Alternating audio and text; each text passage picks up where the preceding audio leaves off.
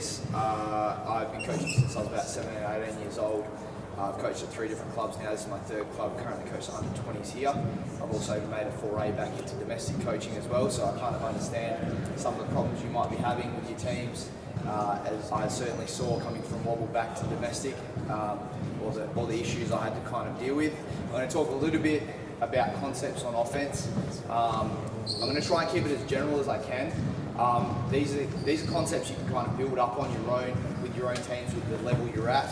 I'll show you some things. I'll try and keep as many of them to questions as I can. So I'll show you the concept and I'll let you guys ask some questions and we can kind of brainstorm it, if that sounds good. So I really appreciate if you got involved and engaged in it and thought about some things you can ask. They are going to be quite general, but hopefully you get something out of it. But I also throw back to what Coach Sean and Coach Seb have talked about in their presentations. So a lot of offense and what you're talking about in offense is going to be a lot based on your skill level. So I think I was doing an Association 2 course about last fortnight sometime, and they talked about a percentage of the time you spend in training on each type of skill. And so I think at domestic level we got an hour, but how many of you could stand on the side of your court for 15 minutes before training doing ball handling drills? How many of you could get your team organised on the side just doing ball handling drills or passing drills on the side of the court waiting for the court to be available instead of just sitting around kind of chatting to each other? You've got to really be creative with your time when there's not a lot of courts around. You've got to find ways to be able to get practice time in when you could get it in instead of sitting on the sideline and chatting. So I think 50%, give or take, of your session should be built up on skills, because that's going to be the most important thing to get your teams to the next level. And then you put about 20-25% into technical walkthroughs and things like that. So what we're talking about here, what Coach Seb's talking about with walking through on your defenses, and then about 25% scrimmage. Just let them play, see how they go, see what happens. You might only get 3-on-3, but you can still practice using your ideas and your plans in 3-on-3, and I think that's the most effective way, especially for young kids, to learn how to play basketball. So I think it's really impactful when you're writing your training plans. Go 50, 25, 25, especially with domestic teams. Does that sound good? Yes, no, maybe not sure? Good, awesome. Okay, my plan is in my back pocket. So can I please get 6 out here? Actually, everyone out can come out. We'll go 3 and 3 on each side. So, how many of you do layups for warm-ups at games? That's okay. That's what I did when I was domestic coaching the first time. It's all right. It's not the end of the world. How many of you get layups like that in games? Okay, good. So we're practicing something we don't get in games. So what we want to try and do is replicate something we might see in a game. So Marley, you're going to jump up here. Nathan, you're just there. Ashton, you're going to jump on the other side. We need 2 basketball boys, 2 sides. And we're going to jump with the baseline next to the way there. Feel it, just up there. And now there.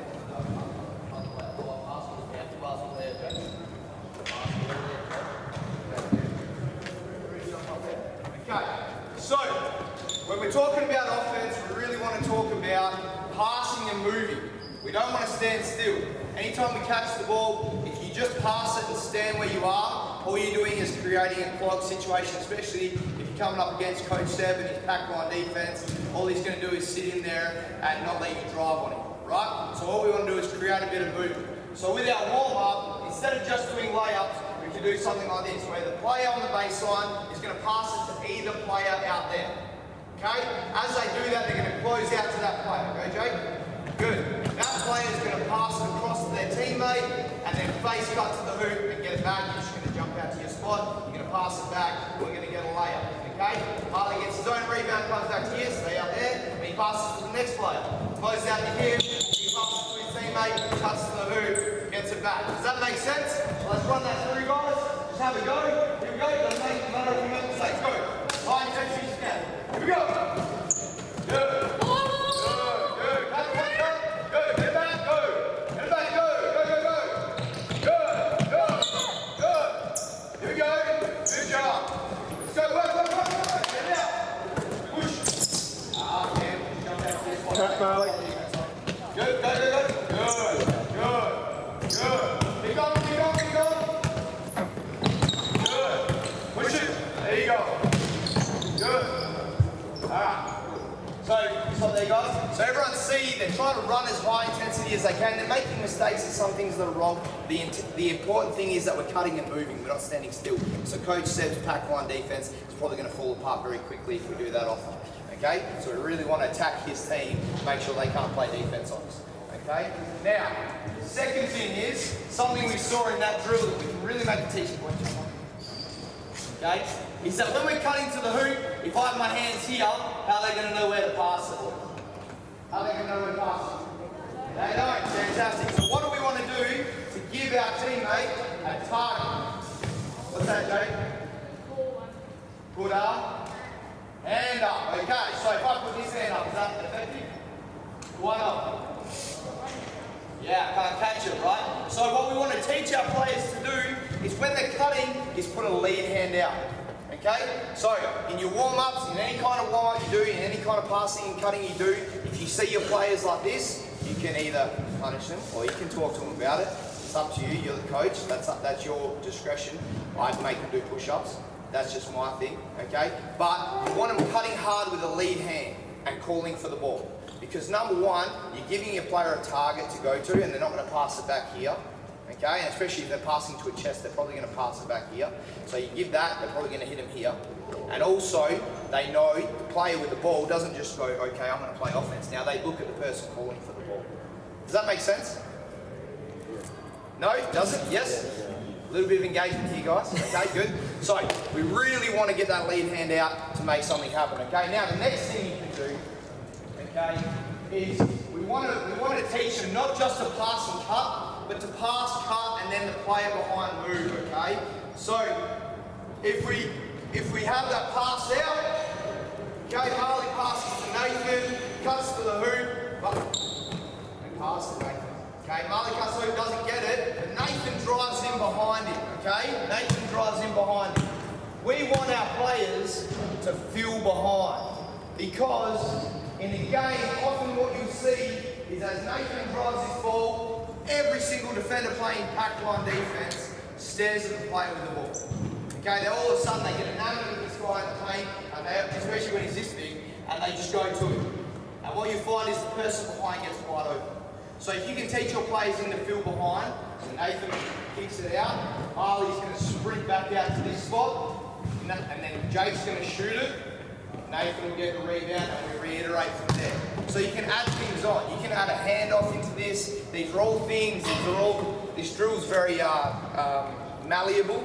Is a good word for it, I guess. Where you can add a lot of different things in. So if your team's a pass and a pick and roll team, you can pass it out, set a pick, and then roll off it, and you get the same result. Does that make sense? Yeah. Okay. But it's really important to make sure that even though this is the basis of a drill, you edit it to what your team is. So some of you have under 10s, you just want to do pass and cut. Yep. Some of you have under 12s, same thing. I've got under 14s, 3 of these. We still do the same thing. We're going to do pass and cut. Yep, we don't have any sets, no crazy stuff. Pass and cut, create space. Okay? Under 16s, under 18s, you might start to find you're putting pick and rolls in, you're putting away screens in, you're putting a couple other things in maybe. Okay? It's really important to mold these drills towards what your team is. Does that make sense? Yeah. Oh, yes, engagement. We've got 3 engagements there. How good. Okay, so next drill, okay? We want to teach our players how to read a backdoor cut, okay? And how to cut in the first place, okay? So if you've done this drill and you warm up to your games, then you've probably got to a point where they understand what they're doing out there. You're not going to have to teach too much, but you will have just little points where you want to edit what they're doing, okay? But teaching a backdoor cut or a cut is really important for us to have players that know what they're doing. So if we've got one player here, we've got ball over here, quick, good. We get a line behind Nathan, quick, line behind Nathan, a line behind Nathan.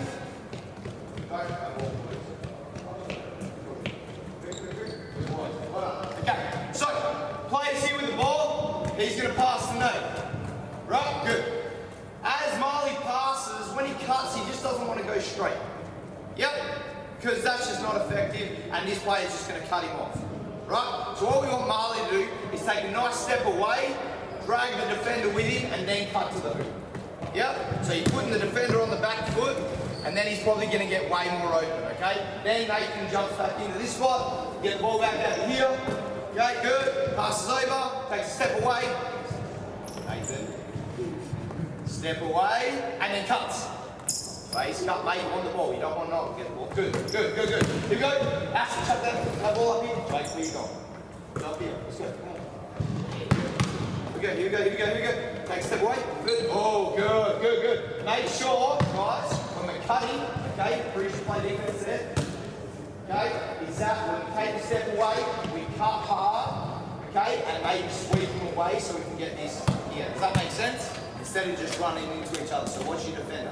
Ready? Ready? Ready? Here we go. Here we go. Good, good, good, good, good, good. Good. Okay. Good. Okay. Ready? Ready? Ready? Ready? Ready? Ready? Here we go. Awesome. Oh, good. Good. So as a coach, you can get involved, really step out, make their life easy so they understand what a defender is doing. How many times do you see in a game, especially under 12s, under 10s, under 14s level, where you're passing the ball and all of a sudden we're following them out as they try and cut and get the ball back? How often do you see that? Your player just following them around like they're a sheepdog and a sheep, all right? So what we want to teach them to do is to drag that defender with them and then cut to the hoop. Yep, and make a really sharp change of direction and movement so we can get there quickly. Okay? Now the next one you can do, now we're coming up against Coach Seb's team, and they know that we don't shoot the ball very well, right? So how do I combat his denial? Yep, so it's really important as a coach we teach this. So we come up here, we got the ball, we pass it over, you can make this distance as long as you want, as short as you want, I'm just trying to make it easy for you. We pass across, they step in denial. What you want to teach your players to look for is what we call the read line, which is the 3-point line. Okay, what you can call the read line. As soon as their defender steps over the read line, we want them to backdoor cut. Does that make sense? As soon as they step over the read line. So with Coach Seb's hand offense, as soon as they step over this read line, what are you doing, Bill? Good. Okay? Does that make sense? And we're cutting really hard to the hoop. Okay, getting that score. Okay? Ready? Here we go. Here we go. Good. Good. Good. Here we go. Get another ball in here, Aston. Get another ball in here. Here we go. Good. Good. Good. Here we go. Bang. Good. Good. Ooh. Good. Bang. Good. Makes sense? Good. I got ball. I got ball. I got ball. Help. Whoa. Do not. Good. Good, Jay. Here we go. Here we go. I got ball. I got ball. Help. Do not. Good. Okay, guys, really important when you're coming off of here and you see this read line, it's to step back with this foot, okay, with our outside foot, so we can plant and go forward. Does that make sense? Does that make sense to all you guys as well? Yeah. So we don't want to step with this front foot because that's a really, really poor way of using our force and our physical attributes. We really want to step onto our back foot and explode into the space. Okay? So not like this, but we're here, bang, bang. Okay? Nice quick movement, sharp movement, change of direction. Here we go. Here we go. Good. Stepping over. Good. Good. Here we go, here we go, here we go. Come on. Good. Here. Good. Let's go. Here. Whoa. Got you. Here. Good. And that just shows even as coaches we make mistakes, right? Cool. So, like I said, change those drills, edit them to however you want to be. Okay? But really important, good camera work there, Sean. Okay, is that we make sure the kids know that they just got to move after they pass the ball. Okay, I think it's really important as domestic coaches to build that into all the things that we do. Okay, I'm a little bit out of breath now, guys. But it's really important as domestic coaches we build that into everything we do, because anytime you get to the next level with wobble kids or anything like that, if they're not moving, and probably Adam will tell you the same thing, if they're just passing and standing there, they're probably not on my list of players to pick. Okay? Even if they're moving, and I told the boys today, I said, I don't care if you make a mistake because it helps me teach you something. Okay? But whatever mistake they make it aggressively. So if you make a passive mistake, it's just like you're going to be in the space. If you make an aggressive mistake, all of a sudden you've created something.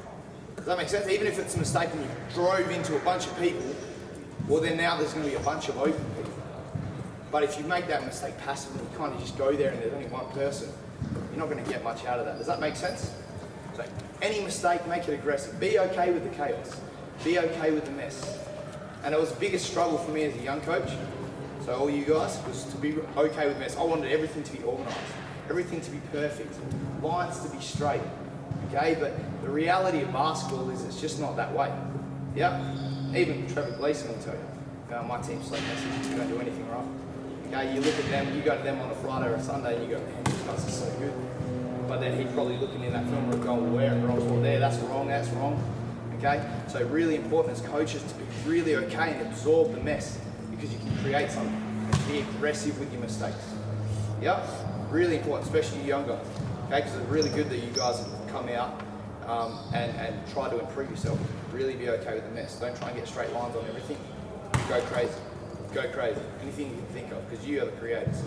Okay, so now we're going to get 3 across the baseline, 3 across the free throw line. Okay, matched up against each other. How many of us have a full court to train on? Yeah. How many of you train on another court with a team that's near on the same level as you, but you have a full court for that? That's tough. Okay. Well, this one you can do from the half court. Okay, just so you know, you can just run it up on the half court and play it from there. It is a little bit tougher. You can run as a 3-man weave or 3-woman weave up to the halfway line and then run it back 2-on-1. Okay, there's a lot of different ways you can work around this. As a younger team, I think this is really ideal for us. Like I took a team on about 18 months ago, and none of my players would look up off the ground. I don't know how many of you get in transition and you got this, and you got a wide open player under the hoop, and they don't look at them. Does that sound familiar? Okay, good. A lot of engagement. Good guys. Well done. Okay, so make sure that you're trying. Your number one thing in transition is get your eyes up. I don't care if you go slower, but look up because we might be open. Does that make sense? Yeah. Cool. And something we talked about at wobble. Let's go. One basketball, guys. One basketball. Up. Okay. There you go. Okay. Something we talk about at wobble is 3 lanes. Has anyone heard of the 3 lanes on a basketball court? Yeah. Apart from Adam Floyd. Okay? Yeah. Good. Okay. So the 3 lanes are the middle lane, outside lane. Now, if we just bunch up in the middle of the court, we're not going to get a lot of space, we're not going to get a lot of opportunities. If we can fill 3 different lanes really wide on the court, we're going to get a lot of action, okay? And something we learned last 2 weeks ago is that sometimes, in some situations, it's actually better for your player to dribble the ball across half court than it is for you just to pass it up half court. Does that make sense? Okay? So what we want to try and encourage is not to just throw the ball up the court because that's the right play. We want to encourage making a 2-on-1 situation. In any full court situation, we want to make a 2-on-1. And if I throw it up and it's a 1-on-1, even if there's not one of Coach Seb's players who's great at 1-on-1 or one of Coach Sean's players who's great at 1-on-1, okay, we might struggle, whereas a 2-on-1, I can get a pass and a layup. Okay? So what I want you guys to do is make the right decision. If you see someone open, keep the ball up. Yep. Someone open, you've got a 2-on-1 up the court, keep the ball up. Okay? But if you don't have an open player down the court, dribble it as hard as you can down the middle or down your wing, okay? And make a play to get a 2-on-1 situation. Does that make sense? Yeah. Okay, good. Okay, so when I throw the ball to your partner, you have to touch the baseline before you can play defense. Does that make sense? You all are the defense, you all are offense. Does that make sense? We're going down full court, you've got to try and score. Alright, you ready? You ready? You've got to create a 2-on-1 situation. Ready? Go!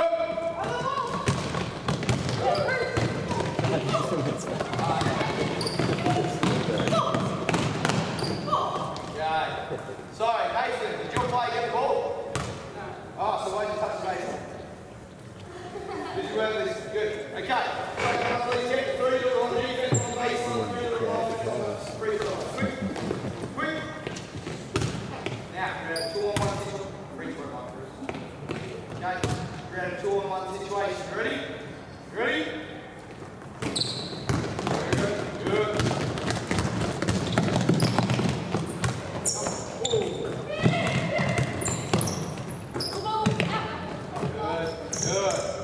Okay. Free throw. Did everyone see what I saw? 2-on-1 situation, biggest man on the court, pretty unmissable. Okay, but we didn't pass it to him. Okay, so we're just trying to create those situations, guys. When you dribble up here, look at your cutters, eyes wide, get Nathan under the hoop, wide open, you can't pass it. Ready? You ready? You sure? So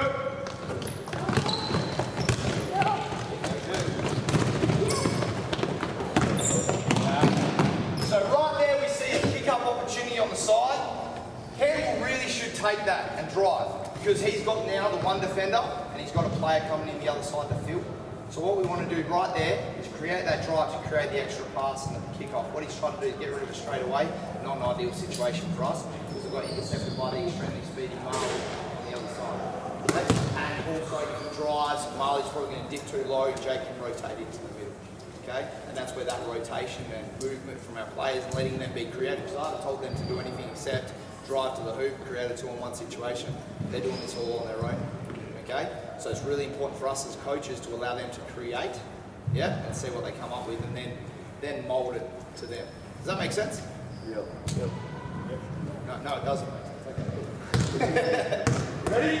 Ready? Go! Eyes up, Molly, eyes up. Good. Okay. Good. Last one here. Last one here. Ready?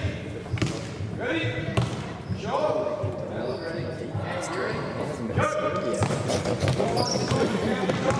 Good boy. There you go. So, two situations there where you saw passes, right? So that's really important, guys. So when you catch that ball, we've got that arm driving, pass, drive. Does that make sense? Okay, this time, as soon as you get it over half court and you join the cover score, and when you put it on 3, okay, I want you to set up ball screens. Does that make sense? You can do that?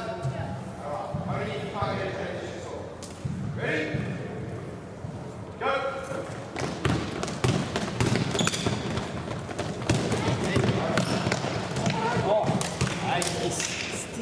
Okay, really important when we're in transition to come to 2 feet, so we got an option if we can't get rid of it, we can keep the ball. Yes, Nathan? Yeah, no, just jump up in there. Okay, you ready? One ball screen if you don't get a transition. Ready? Go!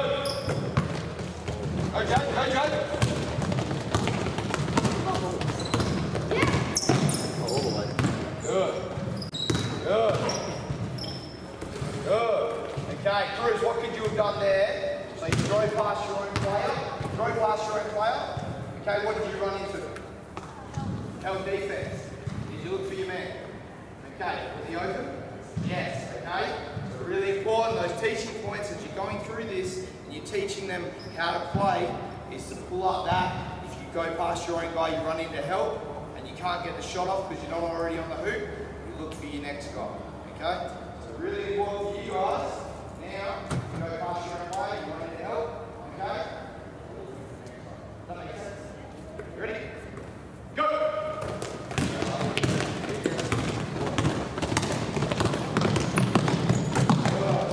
Good. See him being aggressive and dribbling it instead of just kicking it up. Now we've got a 3-on-1 situation. That's why I really want you to encourage, even though it's not old school is very much get rid of it as soon as you can.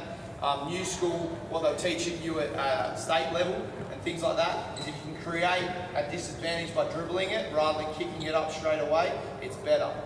Okay, so maybe toy with the idea a couple of times. I know we want to be unselfish, but it's a good idea to get it up and then get rid of it as soon as we can. Okay, you ready? Last one, go! Eyes up, Cruzy. Boy, good. Okay, good guys. You can grab a seat. I just want to give the young kids here who have volunteered to help us out a massive round of applause. A lot of them are seeing all this stuff for the first time, maybe the second time, and them doing what they did was just impressive as heck. They're all like 12, 13 years old, I'm pretty sure, maybe even younger. Dylan, I think he's 11, 10 maybe. Okay, so some real young kids out there playing and picking things up was really impressive. Also, thank all you for coming out. I know it's Saturday, it's the morning, probably breakfast morning.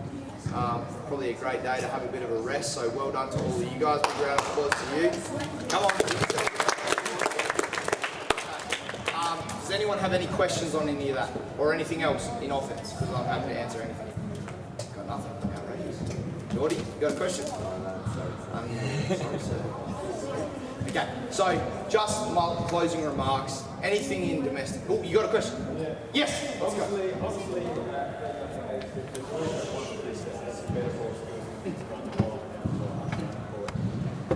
not intentionally, but when they go from other people hanging out for Yeah. would you encourage any sort of system to share around, or how would you go about it? It's not always that one player developing their game skills, not important way everybody runs and watches and spectates. I think.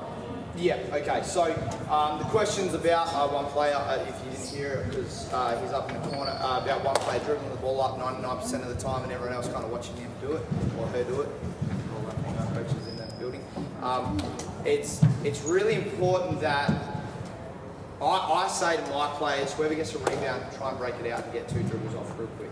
Yeah, because we can make a decision off 2 dribbles and get rid of it really quick. That's good for us. And if I turn it over 5 times, then I at least have something to teach them. So my big Nathan over there, he was allergic to dribbling the ball when I first got him, and I've not encouraged him to dribble it all the time because sometimes I do want him to get rid of the ball, especially when he has had 3 or 4 turnovers in a row. But I will encourage him to rebound it and break it out and see if he can get rid of it. And not to neglect the kid, because I do have, Jake is my other player, who's a very creative guy in the half court, and he loves to come off the dribble and make plays. So not to neglect him and what he's doing in his development, I do want him to make those plays in the half court as well. So I think it's really important as a team, you build a culture of unselfishness. And by pass and cut offense and things like that, and really as a team, when you're on the bench, talking about passing and moving and not standing still and thinking about the person behind you. Because a lot of it can be, and no disrespect to anyone in the crowd, mum and dad at home only look at the points score and they don't look at anything else. And that's the worst thing as coaches for us as well, is that we have to cope with mums and dads who only look at the points and they don't look at the rebounds, the assists, the steals, good defensive possessions, and we have to cope with that situation. So really encourage as a team that we share the ball around. It's better if we have 5 people who score 10 points than 1 person who scores 50 points. Yeah, and that should be your target each game. Because if you can have 5 people scoring 10 points, number 1, you're harder to understand because no one will be able to scout you coming up. And number 2 is that it's unselfish. The ball moves, people move. Okay, so I think, encourage them to break it out, catch it, rebound it, turn and look like Sean was talking about, shaping up to the hoop, and then break out a couple of dribbles, and then you probably give it to your best player, just because the nature suggests that they'll probably come and get it. But break out, see if you can get something moving, and then you might just find that a couple of kids might just start picking it up and going further with it. But yeah, that's all I can say on that. Anyone else? These drills help develop like the offensive elements, but should we be teaching them plays as well, offensive plays? Okay, it's really interesting one because I used to, when I was younger, I used to run plays, and I still do now as a 20s coach at Wobble.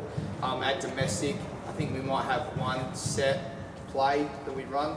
I think it's really important to teach concepts in domestic basketball. It's not important to teach plays because as much as plays can be the groundwork to them learning things like a pick and roll, so you run a play to get a pick and roll. There was a coach I was talking to not long ago who reckons teaching pick and roll teaches all of basketball, and that's his opinion.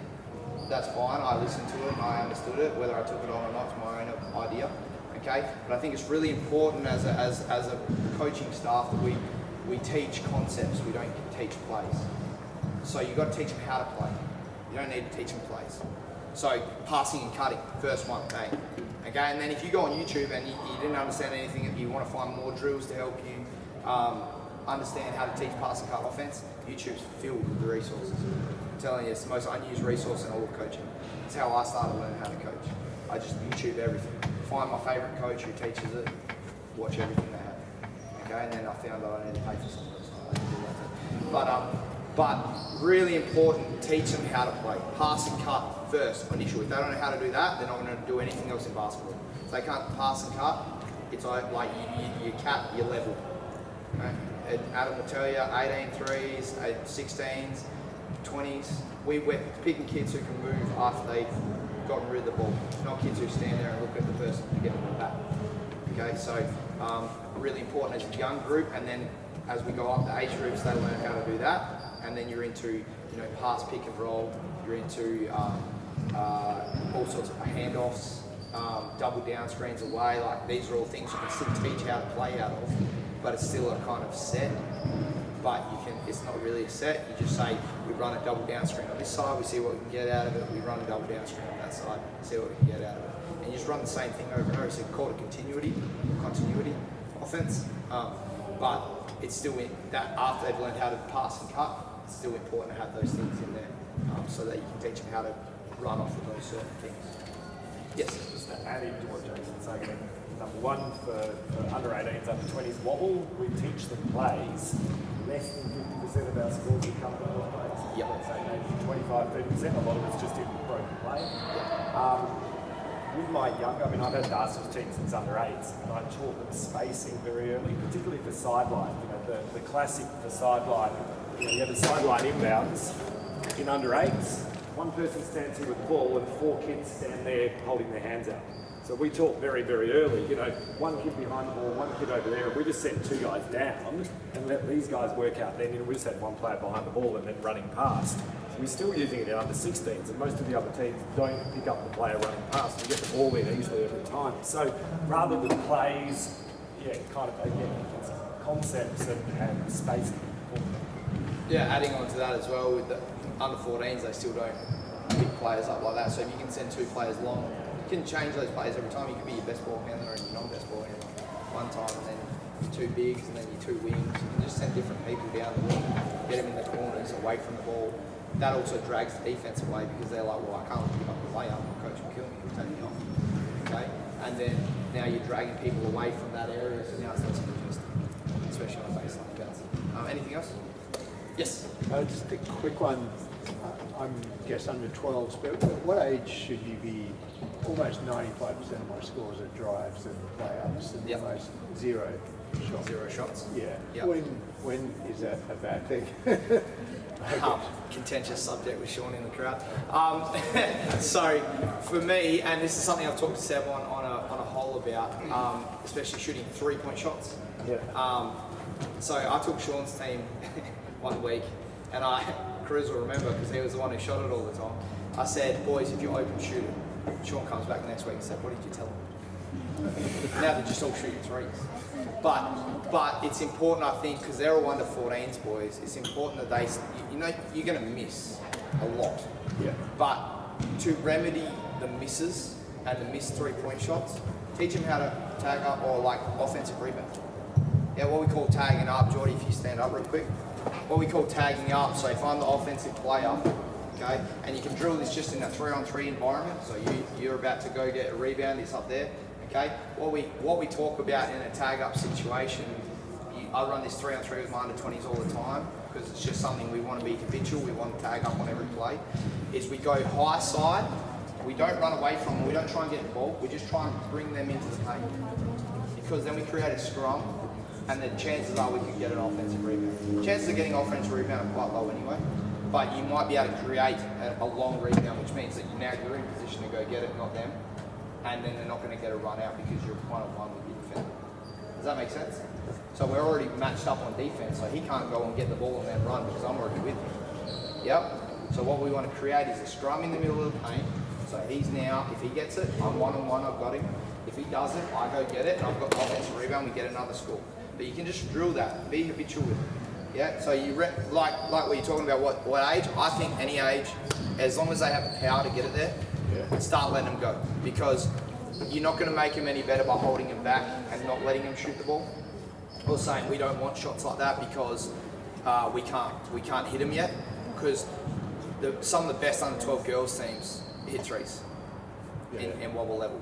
So you need to let them go, let them shoot, find what they're good at. And then you maybe Seb's got something called a shooting ladder at his team, and he's under 14 girls, 3? 4s. Even 4s coach at Wobble.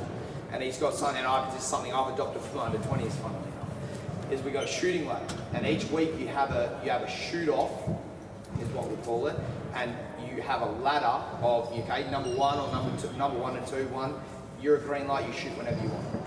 Yeah, number 2 through 3, 4, 5, you guys can only shoot when you're open. And then number, 6 to whatever, you can't shoot. Not threes. You're allowed to drive and shoot layups. You can't shoot threes.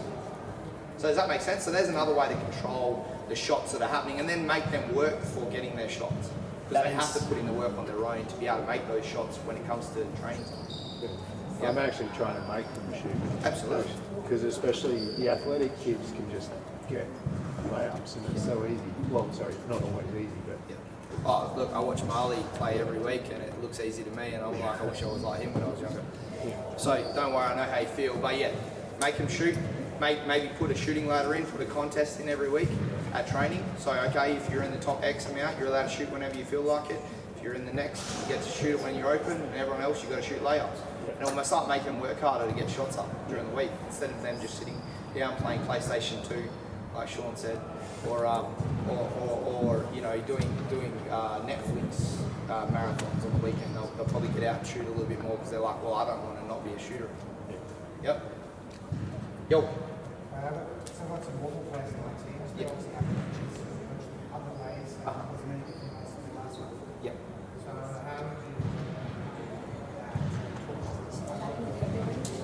and then find out their style and try and implement that style in the team? Find your own style. I think any conversation you can have with another coach is valuable. So even if you just talk to them for your own benefit and get something out of it that way, it's always going to be valuable for you. And then you might find out when they're doing something that I really like.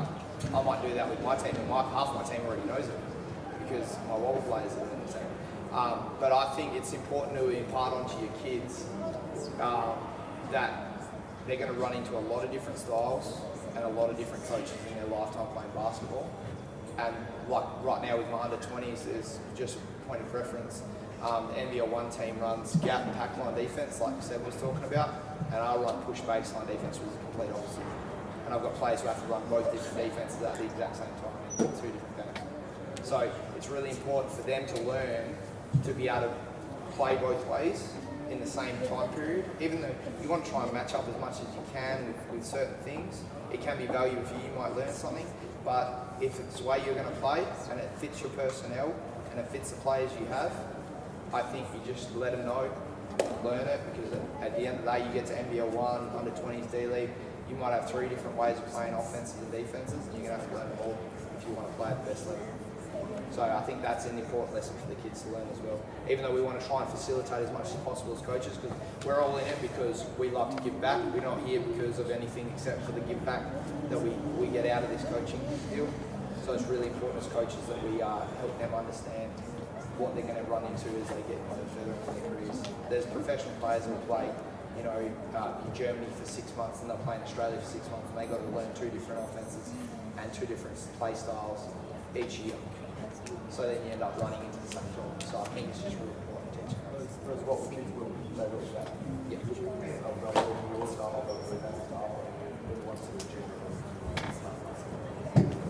Just make sure you don't put the stuff all on having a conversation. Because I think coaching conversations are really important for everyone. Anytime you can link up with another coach and just have a 10-minute chat about what you're doing or something that might happen in the game, you're going to learn. So you might learn something, you might learn nothing, but it's better to have had that conversation and not learn anything than it is not to have the conversation. Does that make sense? Anything else? Awesome. Great, guys. You've been awesome. Thank you so much for having us. I know we appreciate it and everything and all that time you give up. And really enjoyed being out here, being able to present for you guys. Hope we can do it more often. And hopefully I'll be a little bit more intense with my offensive skill work this time. But really good. Well done. Thank you. Thank you very much.